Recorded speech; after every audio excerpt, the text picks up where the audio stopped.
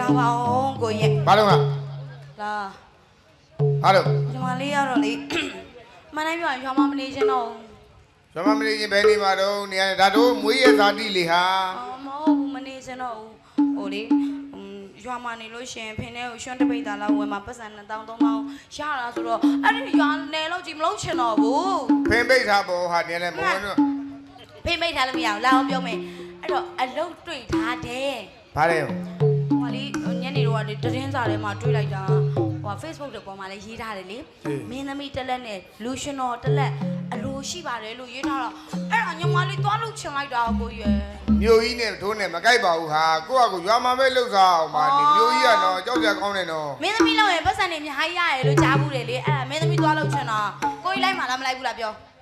နေတကယ်သွားကျင်တာလား သွားချင်တာပေါ့ညီမလေးကဟိုရွာမှာဆိုလို့ရှင်လေသူ့ဟာကိုင်ငါဟာကိုင်ပဲဆိုတော့ကိုကြီး ကိုနောင်ကန်ဘာနောင်ကန်ဘာသူ့ဟာကန်ကိုဟာကန်လို့ ကိုနောင်ကိုင်ပန်းနောင်ကိုင်ဆိုတော့ကိုကြီးလည်းသိတာပဲဟာရွာပွဲနေမှာဆိုလို့ရှင်ညီမလေးကထိတ်ဆုံးမှာပဲလေ အေးနေသွားကျင်တယ်ဆိုတော့ငါလိုက်ပုံမယ်နေဒါမဲ့မြို့ပေါ်ရတော့လေးမနေရမှာနော် ဟိုလေးလေးမမနေမှာပေါ့ကိုကြီးပါနေရပဲဟာကိုကြီးကလေ အဲ့ဒါမလား အဲ့ဒါဆိုရင်လေဟိုအမေကိုပြောလိုက်အောင်လေ ငါပြောလိုက်ပါမယ်ငါပြောလိုက်ပါမယ် ပြောလိုက် ဘုံလုံးပြောစီစဉ်ပြီးတော့ကဲ အဲ့ လာ ပြော ရန်ကုန်သွားကြမယ်ဟေး ပြောနေမကြောက်ပုံတောက်နေသွားမယ်ကွာ သွားတော့မယ် သွားရမယ် ရောက်ပြီရောက်ပြီ အမြန်လိုက်တာ အဲကားစီမင်းနဲ့အချိန်ကုန်တယ်ကိုရောက်ပြီကဲ ကြောက်ပရောင်ကြောက်ပရောင် ဟေး ဒါပဲ ဒါပေါ့ဒါစံပြလန်းကြီးမင်းသမီးတွေ မင်းသမီးလမ်း တိတ်တွေဆက်တွေဒီထဲမှာအများကြီးလို့ကြားဘူးတယ် ဟုတ်တယ် ကိုကြီးအော်ရှာစမ်းမညီမလေးကမောလိုက်ကျန်ရင်လေးတောက်ချင်လို့တောက်လာမှာ ကြံရင်တော့ဘယ်မှရှောင်းမသွားရနော် ဒီကမှစောင်းနေမှာနော် ငါဇက်စရာအိမ်သွားချလိုက်အောင်မယ် ဆက်စရာနာမည်ကဘာတူအော်ပေါစီပေါစီ အေးတည်ရဲ့ဇက်စရာပေါက်စီဇက်စရာကြပ်တော့မှနာမည်ကြီးပဲဟာ ရှာခဲ့တော့ ဒီလမ်းနဲ့ပဲစံပြတဲ့ပဲရှိမှာပဲငါရှာလိုက်မယ် ရှာခဲ့ တွေ့ငါတော့အဲ့ကြရင်ကျန်းဆောင် ကျန်တိုင်းဆောင် နော်ကဲဇက်စရာပေါက်စီဇက်စရာဒီလမ်းကြားတဲ့ပဲရှိမှာ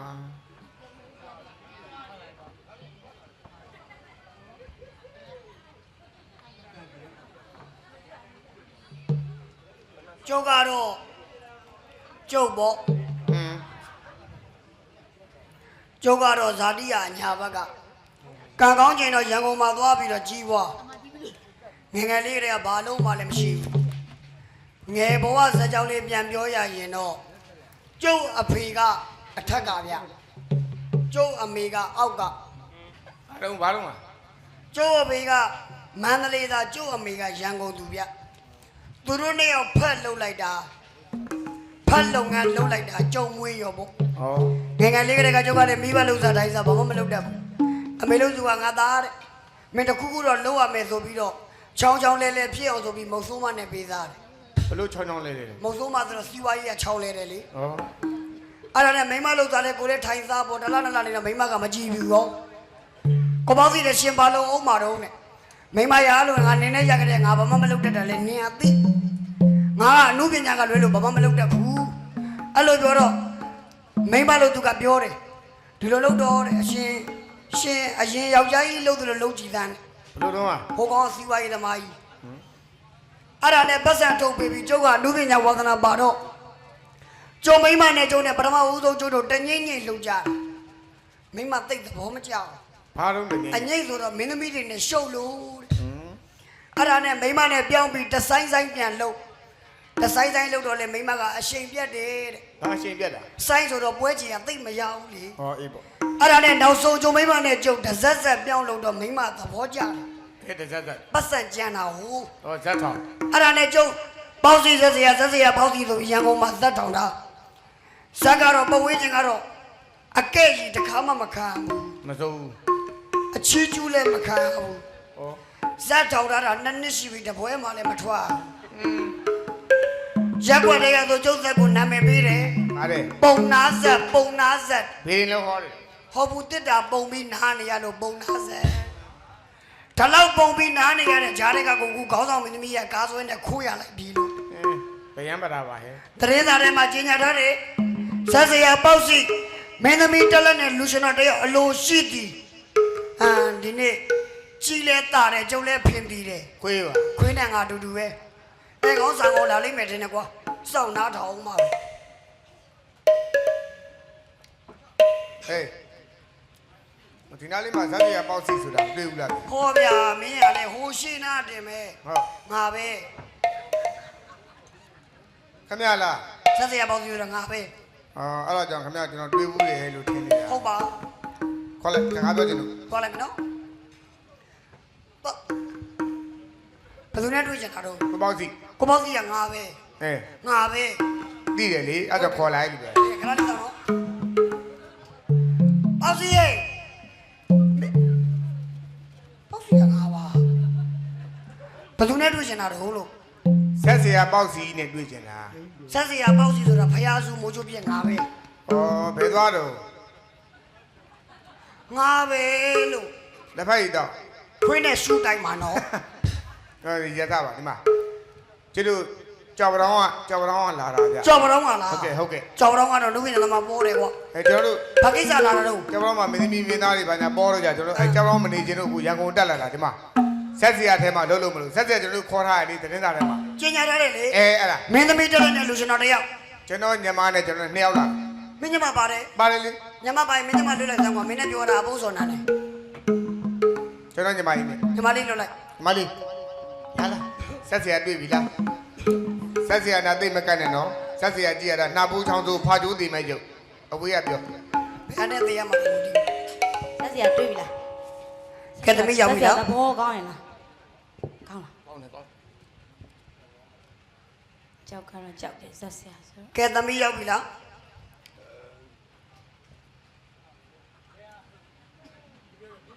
ဒီမှာလေမြင်ရတဲ့နဲ့မမြင်ကြအောင်သွားရင်ငါမိမ ဆက်စီရမြက်ကွင်းနဲ့လည်းညို့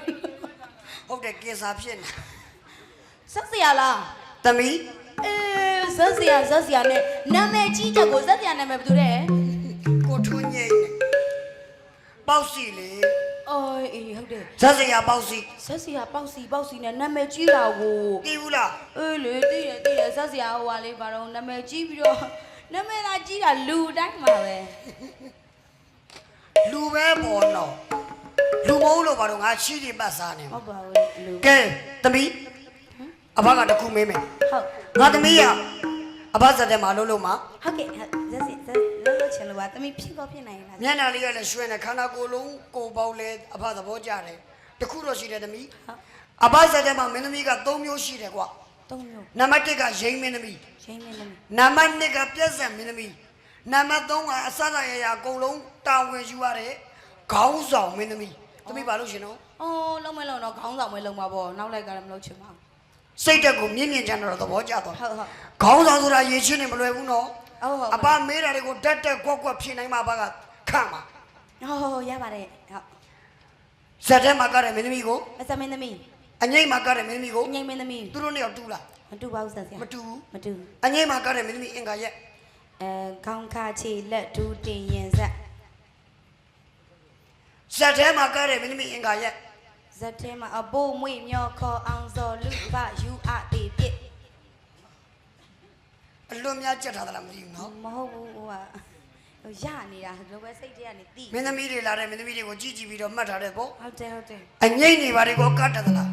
အငိမ့်လား ဝက်ကလေး က လေး တက်နေတာဗော နည်းနည်းပါးပါးရသလား ရတယ် ရရင်အပတစ်ပတ်ရောက်ကတ်ပြသလား ကပြမလား ကတ်ပြသလား ဘုံမကိုချစ်တဲ့ပြိတ္တတွေပန်းကလေးလူဝီပါစီလာငယ်ရဲ့ဘဝများစီမရနာတူတပါစီမရပြီလေကွာဝီပါစီဘုံမြတ်ခါကစုလူချင်း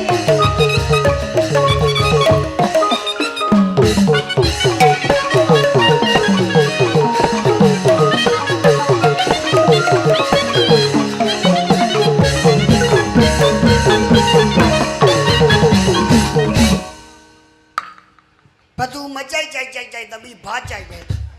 အဲ့လိုတွန့်နာလေးပေါ်ပါသဘောကျ အာ ဟုတ်ပြီအငိမ့်အပယုံပြီငါသမီးကို ဟုတ် လွှဲလို့ရပြီစက်တိတ်ရှိုးလူငယ်တွေမြူးကြွတော့ညီဆိုတတ်လား ရတယ်လေးပါရဲ့ တဘိုးတော်ဟဲလိုက်တာချတာ စရိတ်ရှိုး တခုတော့ရှိတယ်နော်တ တပိုက်လောက်ပဲဆိုအဘတို့လူကြီးတွေကြတော့အဲ့ခင်ချင်းကြိုက်တော့အဘတို့ကြိုက်တာကြတော့မမကြီးတို့ရီတန်းတို့ဒါတွေပဲကြိုက်တာတပိုက်လောက်ပဲတော့ လူကြီးဆိုတော့လေဟို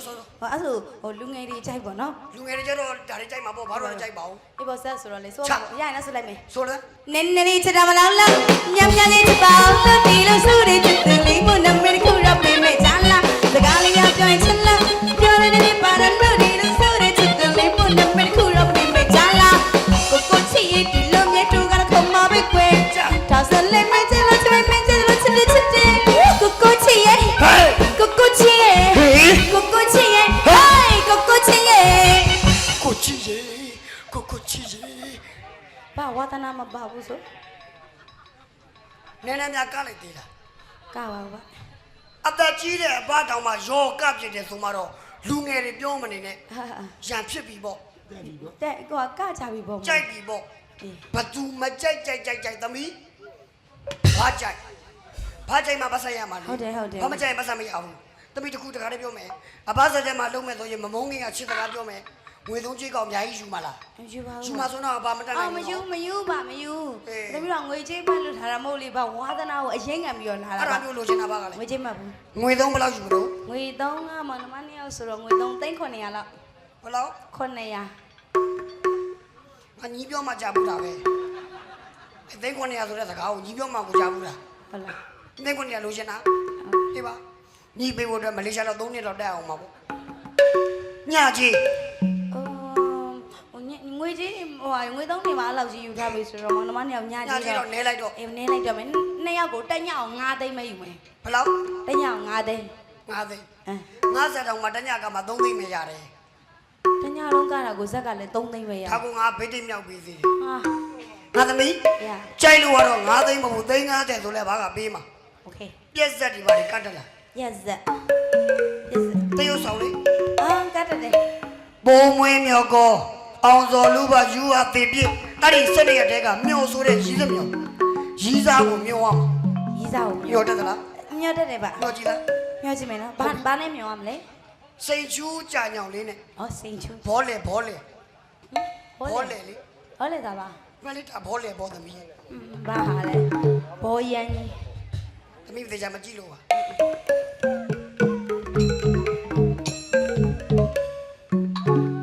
စိန်ချူရဲ့ကြာညောင် အတန်လေးကောင်းပါ စိန်ချူရဲ့ကြာညောင်လာရောက်နေလေမမရှိပြမရဲ့ကမေခုမြောထုံးမပြတ်တောင်းညစီဆောင်အော်ထုံးမပြတ်တောင်းညစီဆောင်ရွှေစောကညနေလေရွှေချာ ဘာသာဖြူတာပြီကိုချစ်တူလာရလမ်းကိုသမီးမျောနေရမယ်နော်ဟာသူနဲ့ငါနဲ့ဒီနေရာမှာတွေ့နေကြပါသူဘာလို့မလာတာလဲငါ့ကိုမုန်းသွားလို့များလားအမမို့ရင်သူအသိများတွေ့နေပြီလားဟာသူလာပြီဟာသူမဟုတ်ဘူးကွာရှာပြီသမီးဘာသူမကြိုက်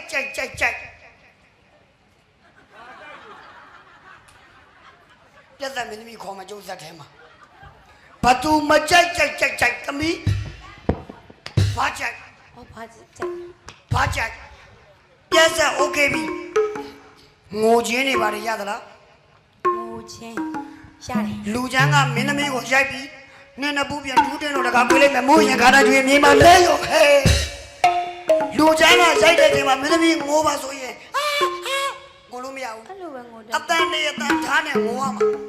ရသလား ပင်ရပါတယ် ရရင်ကိုကြည့်လား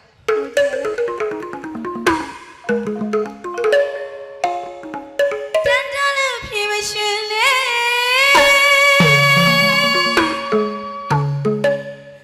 လုံးလုံးပေါ်တခင်ရမမြင်တော့ချာတဲ့ခါလုံးမိပါပါ အဲ့ဒါတွေကခတ်တယ်နော်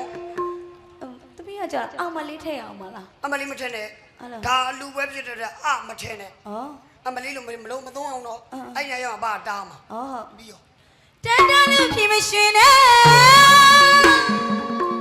လူလာပေါ်တခင်ရမမြင်တော့ချမ်းတဲ့အခါလုံးဒီပါပါမအဲ့ဒါမဆိုးတော့ပါဘူးရှင်ဟုတ်ကဲ့ဟုတ်ကဲ့ โอเค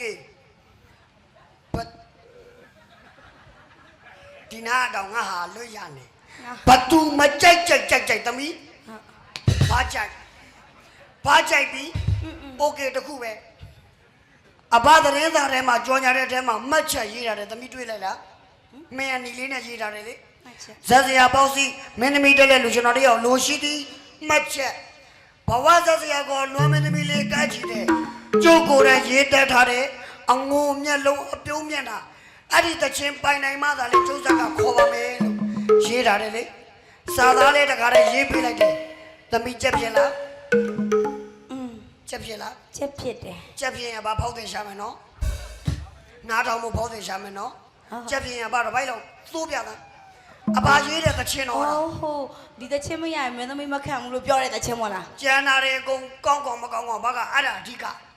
အဘာရေးတဲ့ဟာမလို့ ရတယ်လေ ပြောလိုက်စမ်း အဘရဲ့သမီးကအဲ့တချင်းကိုအဘမင်းသမီးမခံပါဆိုလို့ကြက်တာ ဘာကြိုက်နော် ရတယ် ပြောလိုက် ဆိုပြမယ်ဘဝဆက်စရာဆိုသမျှအလိုကြောင့်ကိုကင်းရကျမဘဝပါရှင်လူတကာလေးပျော်ပျော်ရွှင်ရွှင်ပျော်ပြည့်ရင်ဝေးကြိုက်ဖို့ရှင်အစီအစလာအကမ်းမတန် ဟာ ဘဝနဲ့ဆရာဆိုသမျှအလိုချကိုကြီးရကျမဘဝပါရှင်လူတကာလေးပျော်ပျော်ရွှင်ရွှင် မတူးနဲ့ဟဲ့ဆက်တီးတဲ့ကောင်မသားတယောက်မှမတီးနဲ့မင်းတို့တယောက်မှမလိုက်နဲ့ညီတယောက်လည်းဆိုသမ်း ဘဝဆက်ဆရာဆိုသမျှအလိုချငိုကင်းရကျမဘဝပါရှင်လူတကာတွေ့ပျော်ပျော်ရွှင်ရွှင်မြောင်မြင်ရင်ဝေးခဲ့ပါရှင်အစိ ဘယ်ပါစကားဆို ဘာလဲဒီပစောကဆိုတာလေ လူပညာကိုကြီးစော်ကားတာလက်နဲ့ရေးတာကိုကြီးချင်းနဲ့ပြချင်တာပြောသားဟမ်ညီသေးတဲ့လူပညာပါတော့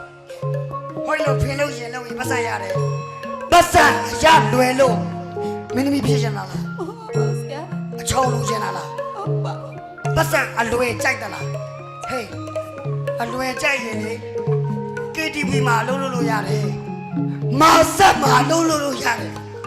ငါတို့အမှုပညာမင်းသမီးလောကထဲတော့ညီမဝင်ခဲ့နဲ့ ဟုတ်ပါဆရာ ငါကြားချင်တာကဆိုသမျှလူမကြက်ငိုဝေးရကျမဘဝပါရှိအဲ့ဒီအလွမ်းနေအဲ့ဒီခံစားချက်တွေနဲ့ငါရေးတာကညီမသိတာလားမသိတာလားနားမလဲတာလား ဟုတ်ပါဆရာ ဟောဒီညီနာကမကြားတာလားရောက်ထိုင်းနေမပါတာထိုင်းနေဘုကမထားသားခါမငုံနဲ့မျက်ရည်ကျလို့တန်ထားတဲ့ဆက်စရာထဲမှာပေါက်စီဆိုတဲ့ကောင်မပါဘူးကွာမငုံနဲ့ ဟုတ်ပါဆရာဆရာရဲ့လူပညာကိုသမီးမဖြစ်လို့ပြည့်စည်လုံးချင်တဲ့စိတ်မရှိပါဘူးဆရာ အဲ့ဆိုပါလေ ဒီတချင်းဟာဒီလိုပဲဆိုရမယ်အောင်မလို့ဆိုလိုက်မိတော့ပါဆရာရဲ့ ဒီတချင်းကဒီလိုဆိုရမယ်လို့ညီမတူပြောတော့ မမပြောပါဘူး ဒီမှာဘဝဆက်စရာဆိုသမျှလူမကြက်ငိုခဲ့ရကျမဘဝပါရှိအဲ့ဒီအလွမ်းအဲ့ဒီခံစားချက်တွေဟောဒီရင်မထဲမှာထည့်တာဟောဒီရင်မထဲမှာထည့်တာ ပြောဆရာ တဘောပေါက်လား ပါပါ ဟဲ့ပြန်တော့ပေးလိုက် မတော်ရင် ဘုကမဆိုသမ်း ဘဝသက်စရာစုသမျှလူကြောင့်ငိုရ ဘယ်မတော့မျက်ရည်ဟမ်ဘယ်မတော့မျက်ရည်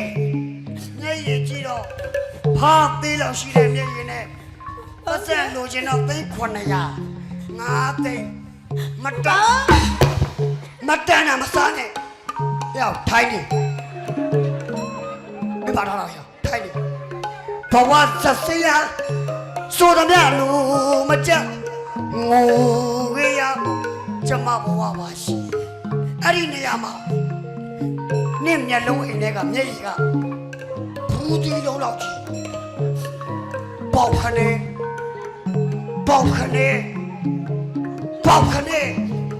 ကြောက်ငိုနိုင်လားဟမ်ငိုနဲ့ငါ့ကိုကြောက်နေလားမကြောက်နဲ့ရလားပြော ပြောနေစီ ရလားဟုတ်ထားအဲ့ဒီမျက်ရည်တွေကိုပတ်စံပေးပြီးဝယ်မှာတော့ထားရောက်ပြန်တော့ပြီလား အဲ့တော့လက်ဝဲထိုးတဲ့အိမ်နဲ့ဓာတ်ပြာအိမ်မှားပြီတယ် ဆို လက်စရာစတမီယာအလူချာငိုရချမဝဝရှိလူရကလေးပျော်ရွှင်ရွှင် ခဏနေဦးလူတကာတွေပြောတဲ့ချိန်ကြီးကဘာဖြစ်နေဟမ်တချင်းကိုနားထောင်လို့ငါပြောထားတယ်လေဘဝဆက်စရာဆိုသမျှလူမကြငိုခဲ့ရငိုလေလူတကာတွေပျော်ရွှင်လူတကာတွေပြောတဲ့ချိန်မှာဟိုမှာငါပြုံးပြတယ်အဲ့ဒီအပြုံးလို့ရှင်တာရလားလူတကာတွေငါရီးပြတယ်အဲ့ဒါငိုနေရင်နဲ့ရီးတတ်လားဒီနုပညာသမားဆိုအနုပညာကြီးလုံးပါဆိုထိုက်ဆိုင်ကရိုက်ရမှာလား မေးပါနဲ့ဆရာရဲ့ ချီမာလားဟဲ့ဘုကောင်ထိုင်းနေငါမင်းလန့်နေပြီနော်မထိုင်းနေဟဲ့ပြန်တော့လိုက်ငိုဟေး ဘဝလက်စရာစတမီယာအလူချာငိုရချမဝဝရှိ ပြုံးမယ် လူရငါရီပျော်ရွှင်ရွှင် အဲ့ဒါအနုပညာ ယုံကြည်ရဲ့ပေါ့ရှင်ဆွေးစလားအခမ်းမတန်း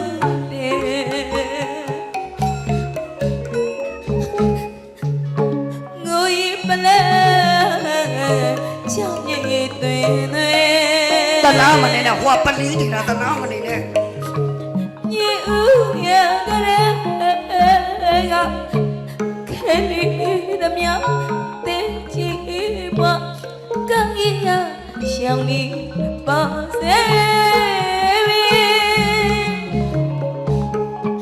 ပြူပြမလဲ တို့လို့ဆို တရားချဝစီ ပတ်ဝန်းကျင်ကနှိမ့်စ ဆို နေ တဲ့ တယ် ချီရဲ့စကရရ မတို့လို့ ငိုခြင်းနဲ့စက်တမပါရှင်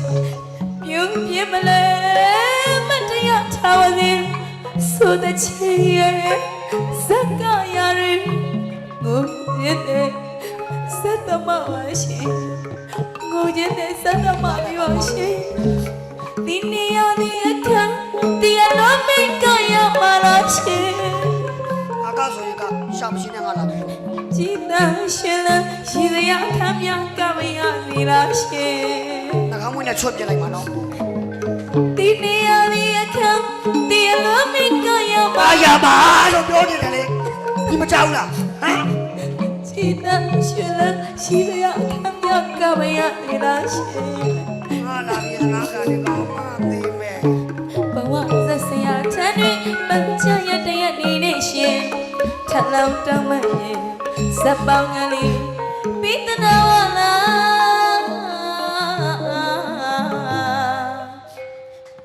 ရှင်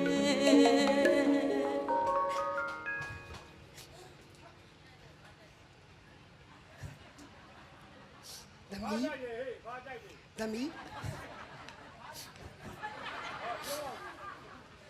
ဒီမှာဘာပြန်ချောလိုက်အောင်မယ်ကဲသမီးငုံနေနော်ဘာဖြစ်တာဆောနာတော့အဖသမီးကိုအဲ့လိုလက်ဝိုင်းနဲ့ရိုက်လိုက်တာ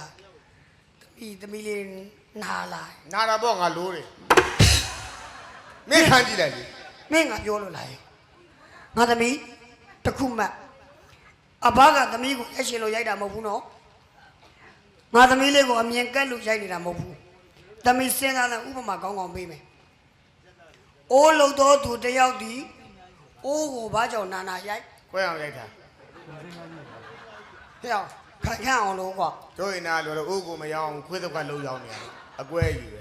အိုးကိုဘာကြောင့်နာနာရိုက်လဲဆိုရင်အဲ့ဒီ तू လှုပ်တဲ့အိုးခိုင်ခန့်အောင်လို့ရေရှည်ခန့်အောင်လို့အသမီးတစ်ခုမှကျောင်းဆရာတယောက်ဒီသူ့ရဲ့ကျောင်းသားကိုချိန်လုံးကြီးနဲ့ဘာကြောင့်တားရိုက် မစိုးမပေးလို့ ပစုဟဲ့လိမ္မာစေခြင်းလို့ကွာ မစိုးပေးရင်မရိုက်ဘူးမစိုးမပေးတဲ့ကိလိမ့်ရိုက်တယ် ကျောင်းဆရာတယောက်ဒီသူ့ရဲ့ကျောင်းသားကိုချိန်လုံးကြီးနဲ့နာနာရိုက်တယ်ဆိုတာကသူ့ရဲ့တပည့်လမ်းမမရောက်အောင်လို့ကျောင်းဆရာတယောက်ဒီရိုက်ရတာအဘကလည်းသမီးကိုရိုက်တယ်ဆိုတာကအဘစိတ်ထဲကပါလို့မဟုတ်ဘူးနော်အဘသမီးကိုရိုက်တာကဘိုမဆိုတဲ့သမီးအနုပညာခရီးလမ်းမှာအပေါ်ဤကဖြတ်လျှောက်မသွားဘဲနဲ့နဲအနုပညာကိုခန်းစားတတ်အောင်လို့အဘကထည့်ပေးတာနော်ဂီတစာဆိုဦးချင်းမုံကြီးရေးသားခဲ့တာရှိတယ်လေသမီးရဲ့မင်းသမီးတက်လက်သွားသည်တဲ့မျက်နာဘဝလက်ဖြားကဗျာခြေမစကားမင်းသမီးတက်လက်ခြေထောက်ကလေးထိုးလိုက်တာနဲ့အဲ့ဒီခြေထောက်ကလေးရဲ့စကားလေးတွေတွတ်ပြောနေတယ်လို့ပြိတ္တခန်းစားရမယ်တဲ့မင်းသမီးတယောက်လက်ယူလိုက်တာနဲ့အဲ့ဒီလက်ကလေးကွေးလိုက်တာကြီးကဗျာတပုတ်ရွတ်ပတ်တယ်လို့ပဲပြိတ္တခန်းစားရမယ်မင်းသမီးတယောက်ရဲ့မျက်နှာကြီးစပလိမျက်နှာတဲ့ဘဝတစ်ခုလိုပဲငိုလိုက်ကြီးလိုက်ပြုံးလိုက်ပျော်လိုက်မဲလိုက်ကျွဲလိုက်အကုန်လုံးတက်ရမယ်တဲ့အဲ့ဒါကြောင့်သမီးကိုငိုနေရင်းနဲ့ရီနေရင်းနဲ့ငိုပါခိုင်းတာနော်အခုမျက်ရည်မတုံးနဲ့ကြာနေတဲ့မျက်ရည်မတုံးနဲ့မျက်နှာလေးပြုံးနေသမ်းချစ်စကောင်းလိုက်တာ တနာယူ အမင်းပြောလိုက်ရော ငေါ့ကောင်းပြောတာ အဲ့ဒါလေးကိုလေပေါ့ဒီနေ့ကဒီစကန်ဒီလွန်မဲ့ကရမှာလားအဲ့ဒါလေးကိုအဖေလက်လေးကပြသမ်း တနာယူ သူပြောရအောင်အဲ့တနာယူကိုအဲ့တော့သမီးအဲ့လေးကပြပြီနော်အဖနဲ့ပြီးလုံးဖွင့်နေတိုက်လောက်မယ်အဖဆိုင်ဖွင့်ငါသားကြီးငါသားကြီးအဖပြောတာနားတော့မောင်ငါသားကြီးငါသားကြီးကြားတယ်ပြီးပါပြီငါသားကြီးကဒီနေရာဒီစကန်အဲ့ဒါလေးကိုမင်းညမလေးပန်းမိုးပေးလိုက်နော်ဟိုပါလေးဟဲ့ကြီးစရာငါသားကြီးကြီးတီးတာငါသားကြီးကနောင်ပြီးပါပြီမောင်လေးတဲ့ငါသားကြီးအေးရငါသားကြီးအကောင်လည်းငါသားကိုကြီးမခံဘူးအဲ့ဒါလေးကိုကဲရပါတယ်မင်းကစင်မီတို့ဒီပါရပါတယ်မင်းကြဆရာမလုပ်ဘူးရဲ့ငါမင်းကြလွတ်လပ်ခွင့်ပေးတယ်လို့အဲ့ဒါလေးမင်းနမလေးပန်းမှုပေးစားကွာချက်သမီးဘာကြိုက်ကြည့်မယ်ကွာကြည့်လို့ပြုံးလေးနော်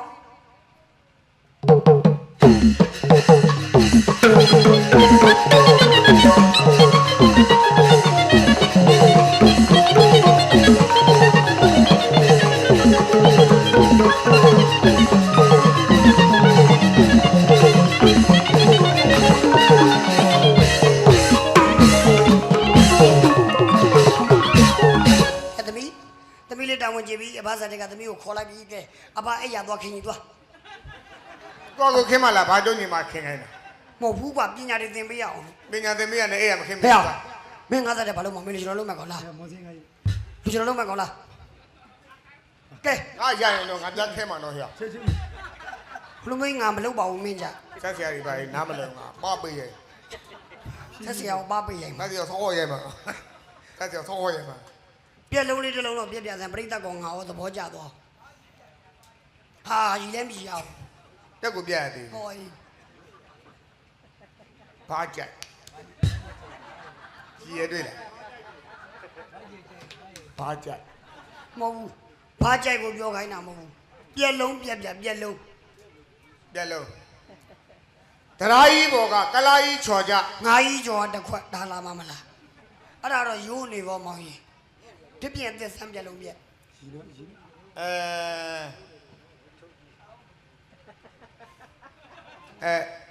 အထုပ်ကြီးဘောကတရုတ်ကြီးချော်ကြ ငရုတ်သီးကျော်တစ်ခွက်ဟောကြီးကိုကြီးအောင် ဆက်စရာအလိုလိုက်ပြောနေမှာအောက်ကဘလို့ကြီးမှာတော့ သွားရေဘူးသွားယူသွား ကျွန်တော်ပြက်လုံးပြက်နေတာ ရေဘူးသွားယူလိုက်ရေဘူးတော့ရေဘူးမင်းမကြီးရတဲ့တူရေဘူးနဲ့ငါခိုင်းမယ် ဟာမဟုတ်ကရေပါမရ ငါပြောတဲ့အတိုင်းသာလုပ်ပေးမင်းကို50တက်မှမင်းညမတဲ့တူမင်းကိုထားမယ်မင်းညမကိုခေါင်းဆောင်မင်းသမီးထားမယ်မင်းကိုအိမ်နာဆောင်ထားမယ်ကြော့ဒီရေကိုငုံထားပြီးတော့ဘဝတန်တရားသချင်းကိုစုံးတဲ့ဒီဆိုပြရသလားမရရင်50တက်မင်းမခေါ်တော့ဘူး ကြိုးစားမလား ထားလောက် ရေငုံထားမယ်နော် ဟုတ် ရော့တော့ငုံထားရမယ်နော်ရှိသေးလား ရှိရယ် ဟေးဘယ်နှုတ်ကြီးက ရှိရယ်လို့ပြောလိုက်တာဝင်သွား မဝင်စင်နဲ့လေ ဟုတ် ငုံထားလို့အဲ့ဒါမိသားရေတန့်ဟာ တန်တော့တန်နေမလား ငုံထားလို့ဟဲ့ကောင်ကရေကုန်တော့မယ်ငုံထားလို့ဘဝတန်တရားကဲငါတို့တော့ဆောင်ကွာ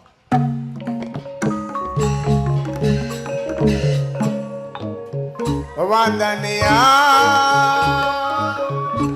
ရှိလားအရှိလားအတူလားသကောသက ဘယ်နှုတ်ကြီးကရေပြိုင်တော့လို့ ဟုတ်တယ်မင်းကျပြောကွာဒီတဲ့ဝင်ပါဘလို့ဆို ဒီတကရေလေပင်းနဲ့ဝင်လာတဲ့နဲ့လက်မန်းနဲ့လေပင်းထိုးမှာငုံရဲ့မျိုးချကြည့်လိုက်ငုံထားနော်မျိုးချတာနဲ့လက်မန်းနဲ့တွေ့မှာလို့ငါတို့ပြန်တော့ကွာ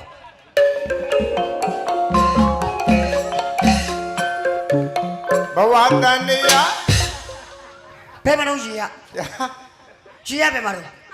သူကသူကြားသွားဒီစင် ငုံထားပါဆိုမှ မျိုးကိုမချဘူးလား ကွက်ကြတဲ့ဘီတီကတော့ငုံထားဒီတကမျိုးချတွေ့မယ်လို့ဟာလက်မန်းနဲ့တကယ်တွေ့မှာနဲ့ဒီတကနှစ်ဖူးကိုရိုက်လို့မလို့ငုံထားချ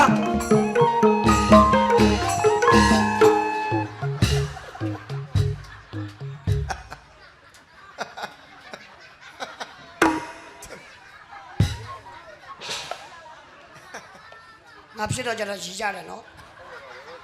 ညီတို့50တဲမှာပြတ်သက်မင်းတပီခေါ်ပါဖာကြက် ကဲအဲ့ဒါစွတော်ငွေ1000ကျပ်နဲ့တောင်းဆိုရတဲ့ချင်းလေးပို့ချင်ပါသေး ဟဲ့ တယ်ပြန်လာခဲ့ပါမောင်စိန်ကားကြီးတဲ့ ကဲပြန်လာခဲ့ပါမုံစီမောင်ကြီးတဲ့ဟုတ်တယ်ဗျကလေးမမုံစီမောင်ကြောင့်ရှိ ဟုတ်ကဲ့အဲ့တော့ဟိုကဘုမတို့မနေ့ပြန်